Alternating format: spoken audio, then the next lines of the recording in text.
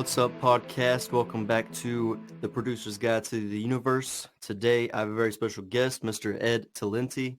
I don't know if I pronounced that right. How you doing, You man? did. I got it Doing right good. first try? Yeah, you All got it right, perfect. lit. Ed Talenti. Bro, when I was first reading the name, I was like Ed Talente or like Ed Talienti. I don't know. I was getting Right. it No, all you, wrong. you said it perfect. Nice. Well, so where are you from, man? I'm from Italy. I was born here. Right now I'm in Italy, and yeah, so I guess I'm from Italy. I lived in Okay, LA, so I get confused at that question, but I'm from Italy. gotcha. Yeah, so you lived in LA too. How long did you live out there? For about like 6.5 years, almost 7. Really, 6.5 years? Why did you Yeah. move back? Did you miss Just the cause like, hometown? what's that? Miss the hometown?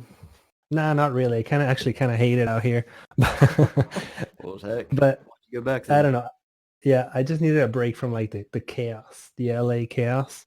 And I was like, you know what? I'm going to go back to Italy for a little bit. Now There we'll you see. go. So you said you've been out there for 6 years. How old are you? I'm 27. 27. Nice. Yeah. So you moved out there when you were 20? Or like I moved to, 20-ish? yeah, I'm actually moved to LA when I was like almost 18. I was like a month from being 18.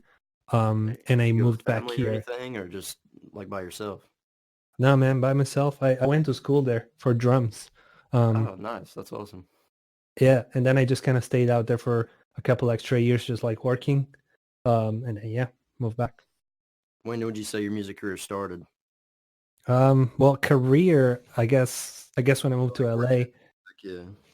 yeah, but I was a drummer. Like I was like a full-time drummer, um, like touring and doing like studio sessions and stuff in LA for a couple of years. So that was my first musical like job. Um, and then Okay. I got into like composing. I did like a couple TV shows and stuff. Um, Really, so you're kind of moving all around. yeah, I Figure out tried where a you lot fit of in, I different. guess. Right. Well, No, that's cool. I'm proud to say that I never had a 9 to 5 job. I always say that it makes me happy. No, that's lit, man. I have one right now. So you're definitely doing better than me. It's tough, man. It's not easy. Nah, yeah, paying the bills, man. Especially in Right. LA. Like, how were you? You were getting paid enough to like live out there, or were I you mean, on campus or what? no. I had an apartment or whatever, but it is insane. And like, you just have to like hustle 24/7 just to pay rent. So No, that's it's facts. like That's too much. so brutal. I put a lot of my money. Like right now, I work a ton, man. But I put all my money back into like my music career because I want to hopefully I want it to take off, you know. But Right. we're getting there. Yeah, man. That's how you do it. Reinvest your money. So you said you were a drummer for bands? Yeah, bands or more like, I mean, I had a few like steady bands, but mostly it was like session work. So, singers, whatever, whoever needed a drummer in the studio. Mostly like, mostly like jazz, and pop, I guess. Drummer like in the studio. What do you mean? Like what did you do? Oh, just like, usually like, especially in LA, there's a ton of singers and just people that want to put together like songs, but they don't really have musicians. So they just hire people. They hire, whatever, a guitar player, drummer, a bass player. And you go in the studio, you listen to the song, you write down like the sections that you want to do, you talk to the artist a little bit, and then you go and just record it on the drums. Um, Nice. They yeah. didn't use a DAW or anything like to program the drums or anything. It Well, was all live. not really, because when it's like, it depends on the genre. Like if you talk about hip hop, obviously you don't need a drummer, Gotcha. because it's all like programmed. But for like, especially for like jazz, or just genres that are more, or Yeah, rock jazz for even, sure. you just have like acoustic drums. So yeah, that was my job for the most part, and a few little like tours and shows and stuff like that. You actually went on tour with somebody? Yeah, nobody big, but they were like local tours. But in LA, there's like so much like, it's not just the top tier. There's a lot of people just kind of Oh like yeah, there's a hustling lot at of the people trying bottom. to make it, trying to make it to the Yeah, top tier, like the right, middle and the bottom.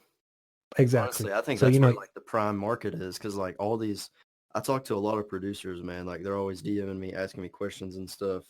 But they want to work with like Drake and like like the new big artists like Blueface or like Lil Baby, I'm like, man, it's going to be almost impossible for you to work with them.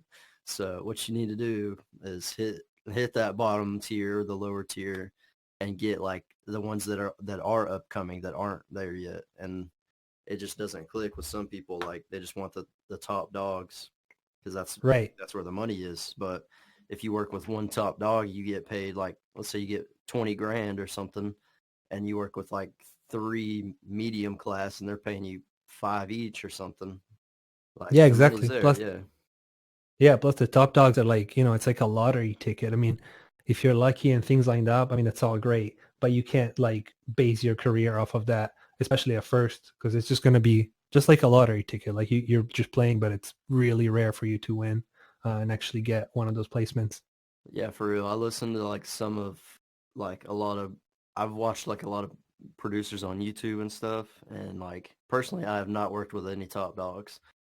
Hopefully, Me maybe neither. someday, but a lot of like the stories of how like some of them work with each other is like it's just absolute luck. Like it is just like winning the lottery. Like they were in the Right. studio with so and so, and then Drake walks in. He's like, "Yo, let me hop on."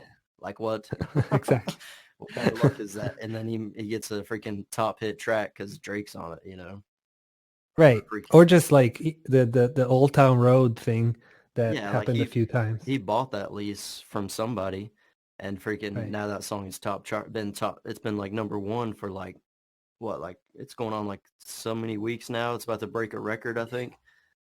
It already broke like the Beatles and like all these like super It is like ridiculous, man. like these legends, and it just broke all their records I for think the holder was Drake because he beat the Beatles a right. while back, but then I think It's if it crazy. was like it might have already happened. I don't know. I'm not keeping up with it for sure, like fully, but yeah. Right. Another story I heard was like Post Malone.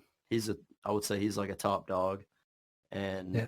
this producer, the guy that made, have you heard Rockstar? Yeah. Yeah, the producer for that, he said he literally had a USB drive and he was like standing by his bus. Like he missed the whole show just to stand next to his bus to be like front row. And then when he came through, he was like, "Post, I got beats for you. I got a USB drive." And Post actually took it and then it had like 20 beats on it and he used it. And then That's got crazy. 21 Savage on it. And now his whole life is like changed because of that luck. Of course. But yeah, you can't base a career off of that. You can't you can't set out to do that. I mean, you can try, but if you want to build like a steady income at first, that's not what you should be chasing right away Oh yeah, for sure. Like, because it's not going to happen. and you really don't know with a lot of these people. Like I have a guy named Joe Trufant here in my hometown. Uh, he only has like 10,000 followers. A lot of people go like, if they don't have like 100,000 followers, they're like, I ain't gonna work with you. Like you're not big enough for me. I want the top Right. dogs. But this guy Joe Trufant, he's got 10,000 followers, and he just got signed with like Ty Dolla Sign. Like, and I'm sure he's gonna be making like plenty of. He's gonna be doing all right here soon. Yeah, But like people would never even look at him twice trying to send him beats unless they like see he's working with Ty Dolla. If they just look at like the follower exactly. count, which I think a lot of people do, like it's all about like Instagram, man, and like numbers and Oh, stuff. for sure, man. So it gets so annoying, but like I really try to tell people it's more about like engagement, not not the number of followers you have or the number of likes you're getting. Because Yeah, yeah, absolutely. your Instagram is like it's booming. You get a ton of engagement, but a lot of people get like they don't really get a lot. But I feel like you gotta Well, focus. yeah, Yeah, good. I th- I think it's a lot about like building that community and having that um I mean, because honestly, like views and followers, you can go and buy them. They're like super cheap. So I find people that there's so many people that have like 80,000 followers, and then Yeah, they that's post a just picture and it gets like like less likes than mine, yeah, like and 10 it's like, likes. wait, it's like something's It's not always something's funny to see not the guy with like 100,000. He's getting like 19 likes, zero comments. I'm like, exactly. okay, Yeah, okay, exactly. buddy, you ain't fooling nobody. Get out of here. It's only the one comment and it's like hit me up for graphics. I do cartoons or whatever. Bro, Like the spam one. bro, every single post I did like in the last couple of months, honestly, on my recent post, it hasn't happened, but every single post in like the last 2 months, it had like three of those guys, man. It was like a phase, like All caps. Yeah. the year. It was like 2019 year of the freaking cartoon designers. That's Right. wild. So many. No, but I really do think like I think the bread and butter for most producers, like they need to focus on like I don't want to say like follower count, but like just focus on like the lower end of the spectrum because you're not going to work with the top dogs. And I really think Not right away, at least. Yeah. there's way, way, way more artists in that market too they're just trying to make it. They just want to make it, or some of them might even have gotten like label deals already, and they're just trying to like they're trying to make it to that top dog status. But Right. if you're a producer and you're only looking for top dogs, like you're just gonna skim right over them. Exactly. Plus, I mean, the top dogs arrive like at the like, for example, right now that I have built a catalog, I have built a brand, I have built, you know, the Instagram or whatever. I do get, you know, bigger artists. Like I can see like that it stepped it up and they message me or I just get in touch with them somehow. But I already have that brand, you know, I already have that like you said, like stuff that doesn't really matter, but in this day and age, it does, like the follower count Yeah. and, you know, the comments and just the catalog, and they look at it and it looks like more legit because I went through, you know, the whole path. I didn't just want to start straight from the top, you know? I really think I think engagement, followers are a big deal, but honestly, I think engagement, like how many like likes you're getting, how many views, how many comments you're getting, people are DMing Right. you. I think that's like the real key. And like you really just have to engage like with other people's stuff too. Like every person that comments, try to comment back, try to hit them back or something. Definitely. Go to their page, like a couple pics or something, leave a comment for them. Because if they see that you actually care, I think that's a huge way to like boost your engagement. You got any tips on Absolutely. boosting your engagement? Because you definitely get a lot more than me. Uh, well, I've been doing this for a while. My changing point that kind of like turned everything around was when it's stupid, but when I decided to go like outside and started making videos outside, um, Yeah, I I have just noticed a started lot of doing yours that are because outside. they're all outside. I mean, the ones that I actually like play on the MPK or something like where I perform my beats, those are all outside. I used to do them inside, but I could never get like a good angle because my studio looked like shit at the time. And what you think literally Um, being outside, like that was, that's what made you start like oh, growing dude, overnight, yeah, overnight, really? yeah, yeah. What do you think Like it is? when I posted the first, I think like over time because I've been doing this for like almost like a year and a half maybe on Instagram, and I started with like no followers. It was just like my friends or whatever, like 300 Yeah. followers. Um, and during like the first 6 months, I grew by like nothing. And then I did my first videos outside, and it just started picking up. And in like another 6 months, I was like almost at 10K. And I think that really what makes it is that uniqueness of like the brand. So when you scroll through your feed, you see a video with me and the outside, the garden or whatever. And it's like you immediately know without even listening to the music, you know it's me before you even like click it. Yeah, you Like always it's wearing just the beanie obvious, like, too. oh, that's him. Yeah, Like yeah, your yeah. trademark. Very often. Like I try to keep it consistently. So you know, all the videos kind of look the same, and that gives it that vibe that it's like, oh, that's him, without even having to like click it or anything. And then people just start recognizing you like, oh, it's that guy that makes beats outside. And then eventually they actually give you a chance and listen to it. And obviously if the music is trash, then that's the end of it. Well, music's But pretty good, so if it's pretty good, then yeah. yeah, so then they end up following you. All right, so you said like being outside, that's a huge like change for what you were doing. Do you like how else do you try to boost engagement? Do you like reply to comments or what else are you doing I mean, to definitely get the so comments many comments? since day one when there was like 10 comments, I made sure to respond to every single one. Even if somebody just sends like a fire emoji or something, I respond with another emoji and just a thanks, whatever. And I still do that as much as I can. Even if there are like 400, 500 comments, I still Yeah, you respond just to go every through single try to one of them. reply to every one of them. Yeah, it takes forever. But I think that if somebody invests the time to comment on my thing, I should invest the time to kind of like give something back, even if it's just an emoji or whatever. But so that's definitely a big one. I definitely think you should reply to every comment, no matter who, even if you get one, reply to Yeah, it, yeah, because exactly. that one guy may be the key to getting your second one, and then your third one, Absolutely. and then it just keeps going. Right. Especially your first, like, especially when you have one comment, like your first, like the beginning of it, those are like going to be the most important people. Then obviously, like once you get past a certain point, like there's people on Instagram that post a video and it gets 10,000 comments. Obviously you can't respond to it. Like that's just going to be a Yeah. whole day just doing that. But up until that point, I definitely recommend, especially at first, responding to everyone.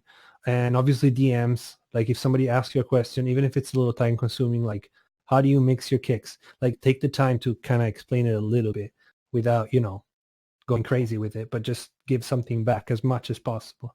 Yeah, try Um, to bring as much value as you can to them. yeah, exactly.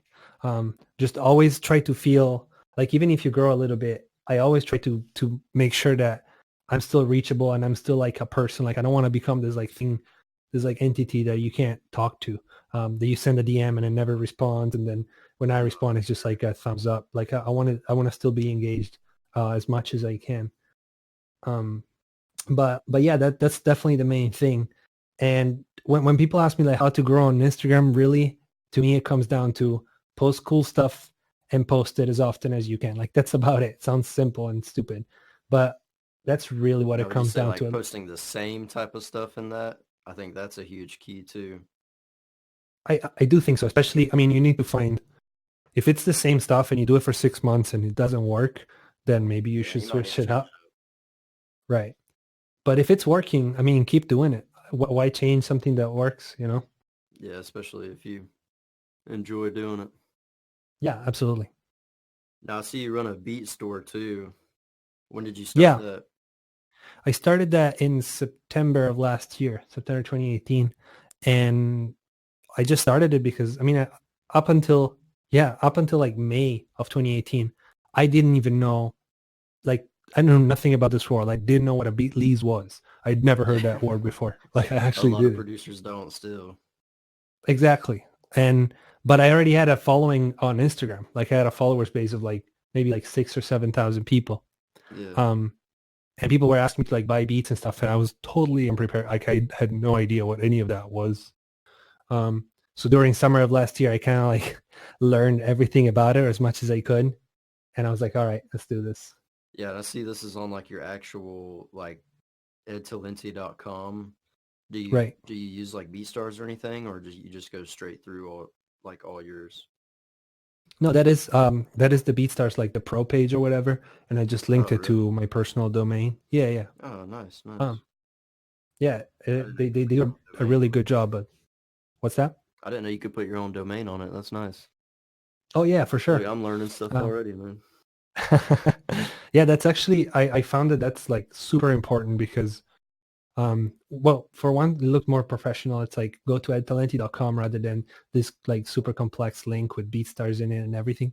Um, and two, another thing that I think it's like key is that if BeatStars like were to like die out tomorrow because something happens, Yeah, you still get it. people are used. Yeah, because people are going on my website. I just have to like replace the graphics. But other than that, people are already used to going on my website and not on BeatStars to look for my beats. How often do you add beats to like the BeatStars thing? There was a phase at the beginning I was doing like once a day basically. Now I probably do like two a week ish. And you find like a lot of I success with it? Are you really selling like some of the newer ones, the older ones, or what? mostly the newer ones. I feel like once the beats go past like a certain point, they kind of stop selling. Like I feel like my beats have a lifespan of like maybe a month. Um, then sometimes I get that sale on like an older beat, but generally it's the ones that are like the newer ones because just people I think they just listen to the first few and they stop there and pick pick up one of those. Plus all my sales come from Instagram, so most of them I just make after posting my performances.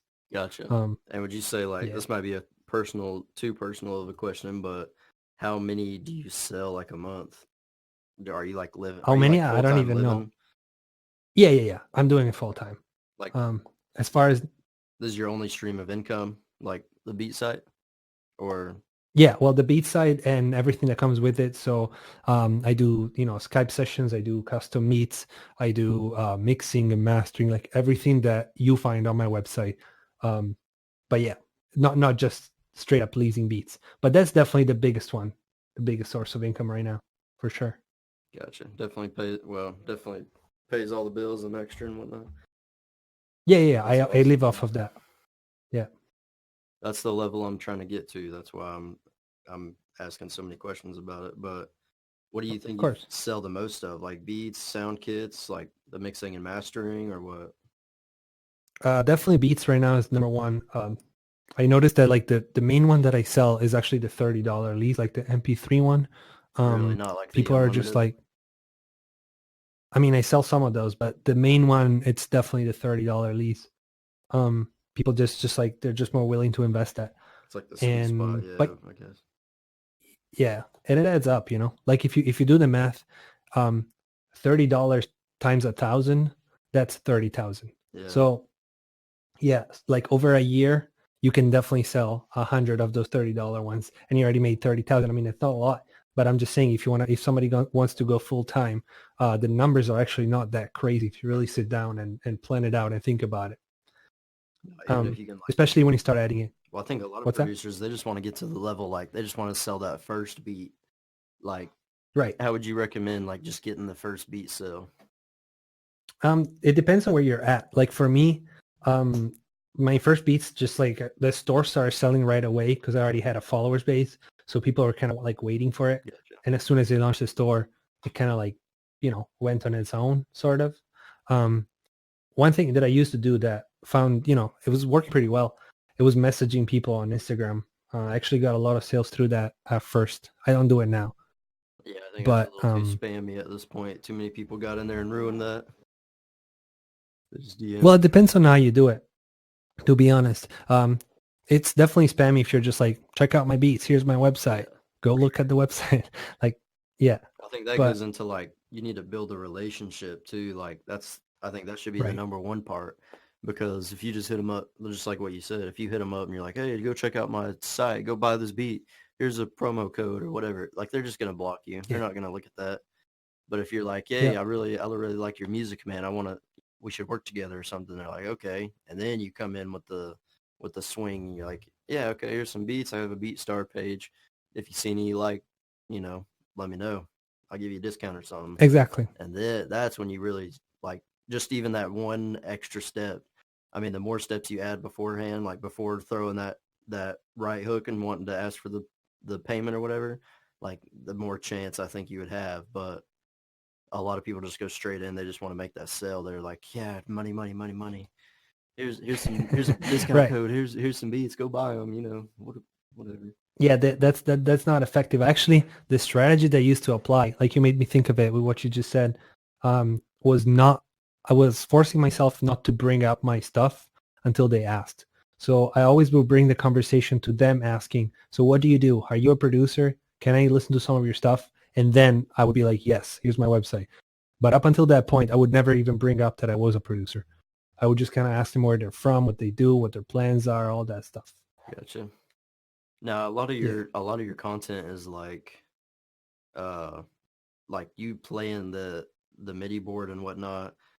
Like right. I feel like there's a fine line between like making content for other producers and making content that like artists would enjoy as well. Do you have Absolutely. any thoughts on that? No, definitely. I actually, in fact, started doing like a switch at some point in time. Maybe it was like January, because I noticed that a lot of the people that were following were mostly producers. Yeah, Because just of the type of music that I was making, it wasn't really like trap or just like focused on rappers. It was more like this like future bass mixed with trap. It was definitely producer music gotcha. and not rapper music. So I started switching up my music and it definitely worked. And I started getting a lot more rappers hitting me up and just kind of following me. And then producers, I like, for example, on my YouTube where I do like, cookups and I'm just like making a beat with this, making a beat with that. That's definitely producer content. Like I don't think a rapper would care about my YouTube. So yeah, there's definitely a big difference between content for producers and content for rappers. And if you go and look at, like, for example, you look at Cymatics, which, it's a big like sample pack company, and you look at their content, it's all for producers. Like the whole making a beat in the park, or making a beat with a chair, making a beat sampling Super Mario, whatever. Like that's producer stuff. Because they want to see that like cool idea of sampling or whatever. A rapper doesn't Yeah, really they don't care. really care about that. They just want to hear the beat, I guess. But Yeah, they want to. Yeah. like, so you changed up your whole music style. I mean, that seems a little extreme. Like, do you think there could just be like a way to change up the content style that you do? Like Yeah. maybe, I don't know, like maybe instead of like doing producer tips or something, do like artist tips, but as a producer. Like, I don't know how that would really work, but Yeah, it's tough because I feel like I mean, I didn't change my music in the sense that like I was like, no, I'm gonna do this. But it was actually a slow thing. Like I started thinking about it, and then my music started moving into a different direction. Um, just the sound of my beats, it was definitely more catered towards rappers. So they were like emptier. There was a lot more space. They were much more like drum heavy and stuff. But gotcha. Okay, I see what you're um, saying. I see what you're saying. yeah, and like if I look at the people that like hit me up for beats, I don't think they would care all that much about extra content for artists. They just seem very like they just want to scroll through a bunch of beats because they're in the studio. That actually happens like it's like 80% of my beat sales. They're in the studio in front of a mic and they're looking for beats. And yeah, They procrastinators, huh? dude, so many times. And they're like, dude, I'm in the studio now and I want this beat. And it's like, okay, I got you. Have So you yeah. messed around with like we gotta wrap up here in a minute, but have you messed around with like running promotions or anything, like running ads on Facebook or Instagram? Absolutely. The Facebook ads is like it was a giant step like forward as far as sales for my whole business when I learned how to use it. It's really easy to waste your money on it. Like you It can is really literally, easy to waste money. yeah, dude, if Gotta you do be it very wrong, good at what. you can spend thousands of dollars and get zero results. Like it's Yeah. so easy to fall into that. No, Um honestly, what but I do like a lot of trial and error. Like I'll run a cut like 5 or 10 posts, like right. 10, $20 a piece. And then I'll, from those, whichever one is getting the most return for me, then I'll turn that one into like a $500 or like something a lot more extreme, like to really rack in the numbers. But starting like until you have like a video like that, and eventually that one that's like doing good like dies out. But you Right. got to find it first, like, and to not waste your money. So don't just go drop like producers, if you're listening to this, like don't go just drop a couple $1,000s on one post and be like, all right, the money's there. It's going to bring the numbers in. It won't. You can literally waste all that money. So definitely trial and Yeah. error. You got to find out what works, what's not working, and then go from there. Yeah, man, my strategy at first, just so I can share real quick, it was I had 3 posts running, each of them for $1 a day. So that would be 30, 30, 30. So about 90 to $100 a month. Very small investment. And Yeah. I would do my tests like that without investing like any money on it. Yeah, for sure. And I have like 5 running right now for $1 a day. yeah, Definitely there you victim go. of that. Yeah, no, it's important. It's a good strategy. What kind of ads do you like promote, or you just promote like the videos of you outside, or what? I actually did some special posts. Like right now, my ad system is a little more complex because I have the whole retargeting and remarketing for people. So just super, I'm going to go over like as quickly as I can. So I have my main post, which is like for cold audiences. So people that have no idea who I am, no connection with me at all. And it's these little like square clips with like the audio visualizer and the artwork of some of my beats, like the ones that I think are the best ones. Gotcha. And they have the target. Once they go on my website, then some new ads start hitting them with discount codes. They're like, "Are you looking for beats? Here's a discount code." And then I have a third ad for people that added a beat to the cart but didn't buy it. So it's Mm. only for those people. And the ad says like, "Did you leave this beat in your cart? Check out now and get a discount code. And here's the code." So that's very specific, like targeted, and that's where I No, get the that's most probably how you get the conversions. most conversion. Yeah. Yeah, Now, because they're already in the cart. and you're able to run that like through. Like, how does, Facebook. yeah, you do it through Facebook, but how does it, like, how do you set it up to where it knows who left a beat in the cart or whatnot? It's all based on the Facebook pixel, which is like a little line of like code that you put on your website, and you can do it through the pro page, like on BeatStars as well. And basically, what the pixel does is it checks out, like it controls everything, every action that happens on your website. So if you go on a page and you click on a specific beat, and then you play it, and then you pause it, and then you skip to the next beat, like all this It gets information. recorded.